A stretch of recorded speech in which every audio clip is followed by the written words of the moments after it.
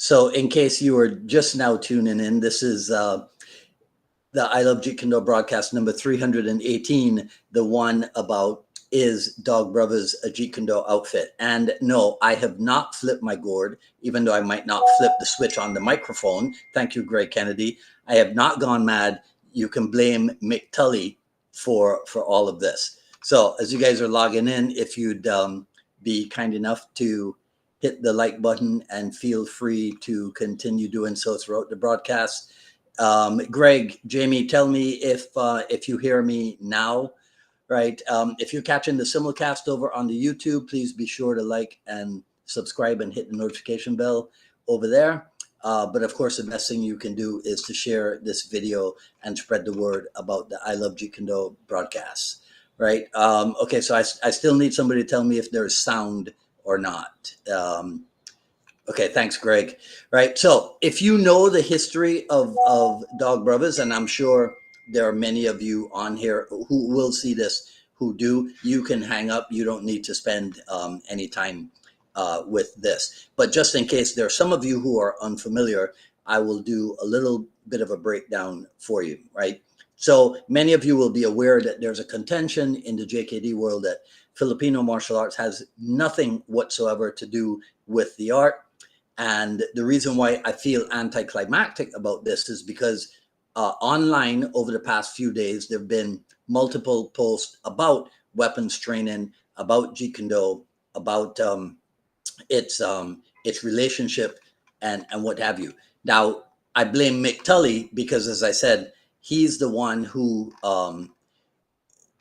put up this video of the Sayok Kali training, and I can't get this video to play for some reason, right? Okay, there we go.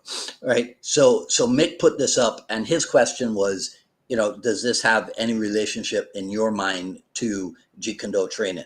Okay, now there is, of course, ample evidence that Bruce Lee himself had some kind of association with Filipino martial art, but that's not what I want to talk about today. As somebody who's been around for a while, my point really today is this. Because I've been around for a while, I can see the immediate connection. And rather than arguing about that, that's what I want to underscore today. The importance of knowing as much as possible about even the history of a topic, not just knowing about the topic, knowing about the history of the topic, which is like full knowledge. If you're going to get into a discussion, and especially if you're going to get into, let's call it a deep discussion. So on the surface, somebody sees today's title, is Dog Brothers a Jeet Kune outfit? And they'll be like, well, that's bogus because Dog Brothers is a stick fighting group.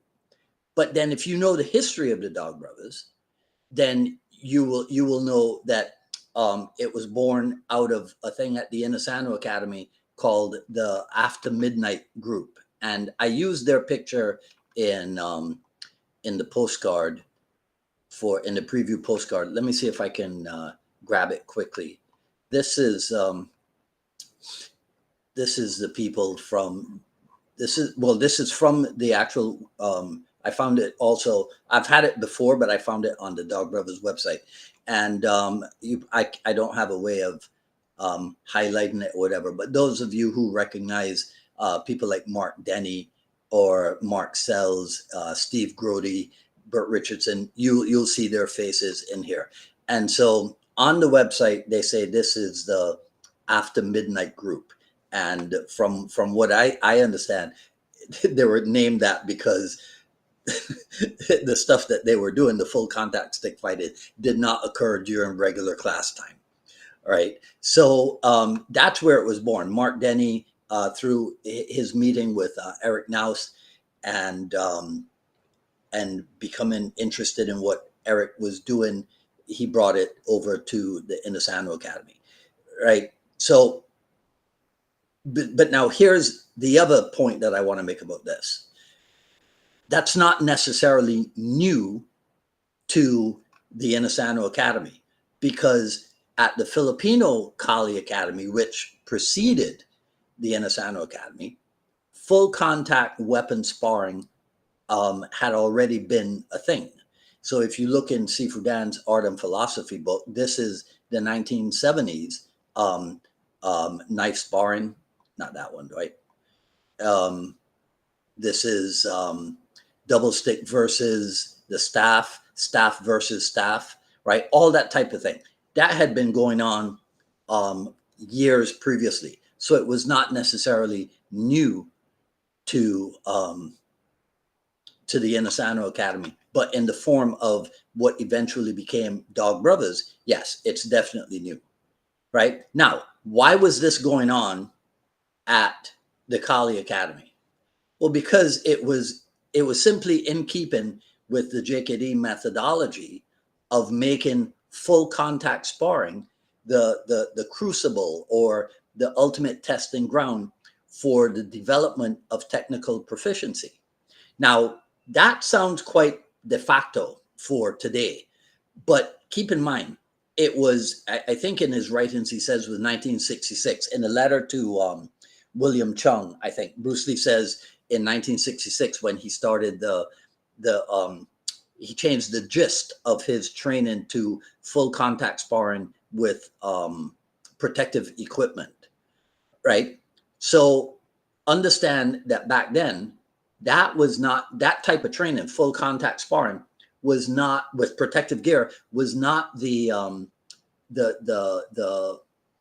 modus operandi for most martial arts schools.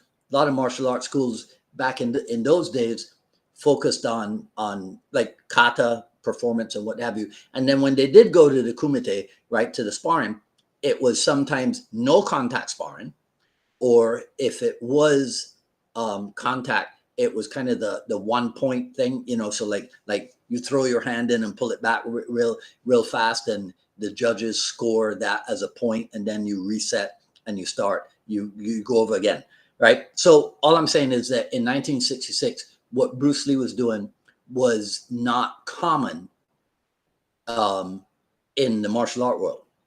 The funny thing about that, though, is that Bruce Lee himself was not doing anything new, right? So this is a picture of the caption on this says it's 1929, and it's Kumite at the Royal Imperial Palace or something, right? Something like that, right? But what is this? This is karate practitioners with headgear, with body armor, with shin gear. And apparently this picture is from 1929. And this other picture is apparently not an ad, but a promotion for the 1954 nationwide karate tournament or something. So my point is, for Bruce Lee, full contact sparring, protective gear was a new thing. But in the martial art world itself, it wasn't necessarily a new thing. Okay. So that's not a dig on Bruce Lee or whatever. You understand what I'm saying? It's almost like what you think is new, right, is new only to you. It's not new to everybody else in the world, right? It also means that, you know, just because you're using full contact equipment doesn't mean that you're doing Jeet Kune Do, right? You know, there's still that. So you still have to be working to apply Jeet Kune Do principles in order to be doing Jeet Kune Do as such, right? So if we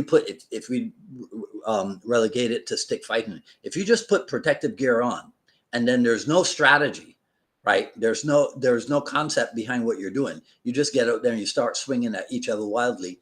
That doesn't make it a JKD thing, right? So if you just keep that in mind, in order to be doing Jeet Kune Do, because there was a post that came out a couple hours ago about do you even have to be certified in JKD? Do you have to have trained with a legitimate instructor in order to be able to teach Jeet Kune Do? And I don't understand how, I mean, I'm pretty sure that Grant Cooper wasn't trying to be ridiculous, although the question, when if it was somebody other than Grant, right, I would think it was a ridiculous question. But I know what he's doing. He's trying to stimulate people to think and what have you. But would anybody, I've said this many times before, would anybody consider a self-proclaimed kung fu instructor, karate instructor, Brazilian jiu-jitsu instructor, a self-proclaimed, would anybody go, oh yeah, this is definitely a guy that I should check out? He's got no legitimate heritage. He's got no legitimate training. He's just making stuff up on his own. But yeah, this is the way to go. Not really. Now, that doesn't mean the guy might not be competent. Don't get me wrong, right? He might be competent. He might have skill, but that doesn't necessarily make it JKD just because he made up his own stuff, right? Okay. All right. So I just wanted to spend some time with you guys on that. I actually have a full schedule ahead of me. Yesterday was a crazy day, so I could not do the broadcast. Tomorrow is another crazy day. As some of you know, I was out of town, so I'm playing catch up this week. And so I'm not going to be able to do an episode of the dialogues tomorrow, but know that my time away from you is being well spent, right? And is productive. I'm not goofing off and wasting time or what have you, right? So that was it. Let me know what you guys think about today's topic, and put that in the comments below. That's all I got to say in this video. If you like what you heard, please comment, rate, subscribe, and hit the notification bell.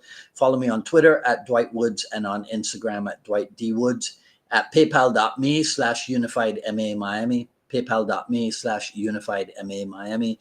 You can find the Jeet Kune Journey Volume 1, paypal.me/UnifiedMA Miami.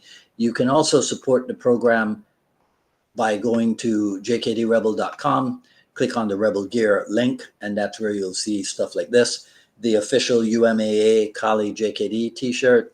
You can see stuff like the different coffee mugs and what have you that we have there. And then there's also other different t-shirts and what have you. jkdrebel.com, click on the Rebel Gear link. For those of you who are aware, Titans of JKD 4 will be repeated in February of 2025. More details to follow, as it says here, because the website still shows Titans, the successful Titans JKD 3, right? And so that's it for me for today. Today is a russet day. There you go, right? And so, like I said, no Jeet Kune dialogues tomorrow, but I'll keep posting stuff. I don't know if you guys saw my thing about being on board a flight with Michael McDonald and not realizing who he was. Man, is that embarrassing, right? So I hope I get to see him again one day. We could have had a really great conversation. Anyhow, all right. So until next time, this is Dwight Woods, the Jeet Kune Rebel, signing off. You guys enjoy the rest of your evening, and we'll talk soon. Take care.